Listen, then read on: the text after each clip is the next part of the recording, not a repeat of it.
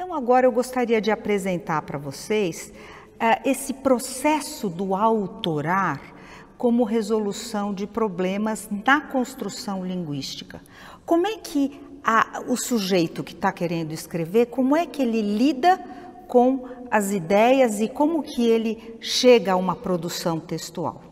Bom, a princípio ele parte de palavras neutras, ou seja, do seu campo vocabular, das palavras que estão disponíveis na nossa língua. Elas são consideradas neutras porque as palavras por si só pouco dizem. Depois ele considera o contexto, né, das palavras alheias, que é naquele simpósio universal, no circuito das muitas ideias e dos muito falantes, o que as pessoas dizem sobre esse tema, sobre esse assunto. E, finalmente, ele transforma essas palavras alheias nas minhas palavras, né? No jeito que eu digo. Isso mostra como que a construção linguística não é uma coisa qualquer, mas é um processo de elaboração. Nesse sentido, vale a pena recuperar aí as palavras do professor Vanderlei Geraldi, da Unicamp, que diz o seguinte: palavras são recursos expressivos disponíveis na língua, mas são as operações com esses recursos que produzem sentido efetivo do discurso.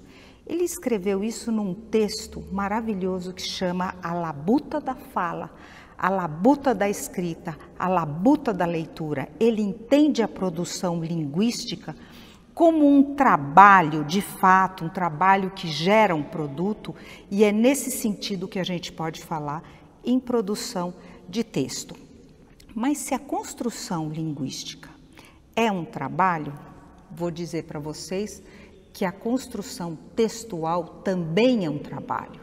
E um trabalho que tem que ser feito a partir da resolução de muitos problemas. A pessoa que escreve, ele tem que decidir muitas coisas, tomar muitas decisões. Vou mostrar para vocês. Processo de autorar como resolução de problemas na construção textual. Ele tem que planejar, ele tem que escrever, ele tem que revisar, ele tem que reescrever, ele tem que editar. Tá.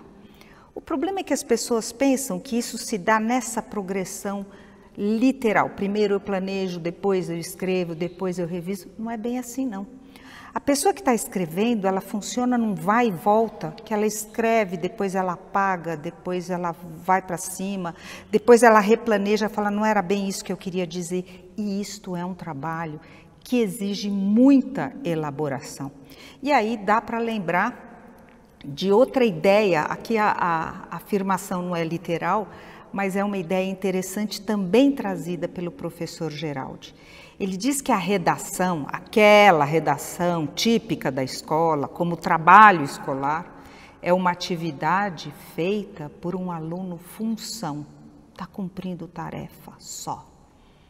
A produção textual é feita por um aluno sujeito, aquele senhor da sua própria palavra. Vocês sabem que eu até brinco com os meus alunos, dizendo, a gente não quer alfabetizar, a gente não quer ensinar a língua escrita no sentido miúdo, restrito do termo. A gente quer tornar o sujeito senhor da sua própria palavra.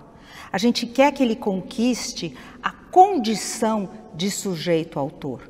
E isso é muito mais do que ensinar naquela dimensão miúda. Vou mostrar para vocês agora justamente quais as duas dimensões da língua escrita. Aquele sujeitinho que está tentando escrever, vejam lá, ele está ali numa corda bamba, né? E está se equilibrando nessa corda bamba. Por quê? Porque, por um lado, a escrita é uma dimensão fechada, fechada, fechada, 1000 vezes fechada. E por que fechada?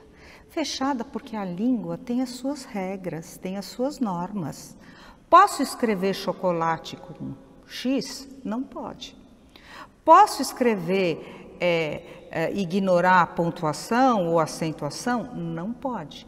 Então, a língua tem uma dimensão fechada e tem sim regras que a gente não pode ignorar. Mas, por um outro lado, a língua tem uma dimensão aberta, aberta, 1 milhão de vezes aberta, porque a língua precisa permitir o tudo dizer, né? Então, nessa dimensão aberta que está a condição do autorar e a dimensão criativa da língua. Vejam, a partir dessa imagem dá para entender por que é tão difícil ensinar a ler e escrever e tão difícil aprender a ler e escrever. Porque a língua vive num paradoxo. Por um lado, a dimensão fechada, por outro lado, a dimensão aberta, né? A gente diz que a língua é uma sistematização em aberto. Olha que maluquice isso. Se é uma sistematização, como é que pode ser aberto? Mas é exatamente isso. É sistematização porque tem o lado fechado e é em aberto porque tem que abrir a possibilidade para o sujeito voar nos caminhos da comunicação e da exploração linguística. Vou dar um exemplo para vocês de cada um destes pontos. Vamos para a dimensão fechada da língua. Vejam que interessante essa tirinha. Hamlet, o que é amor? Amor é um substantivo simples, masculino, abstrato. Nossa, você é romântico, hein? Então, quer dizer, isso mostra o lado fechado da língua. A gente sabe que amor é muito mais do que um substantivo simples, abstrato e masculino.